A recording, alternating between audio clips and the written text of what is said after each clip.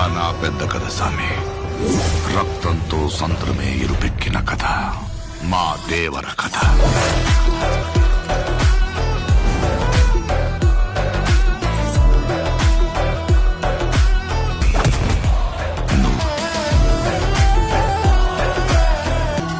పని మీద పోయినోడైతే పని అవ్వంగానే తిరిగి వస్తాడు. పంతం పట్టిపోయి ఉన్నాడు నీ కొడుకు.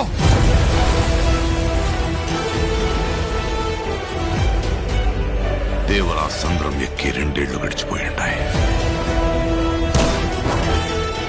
కళ్ళు మూసినా తెరిచినా సముద్రంలో చూసిందే కనపడుతోంది.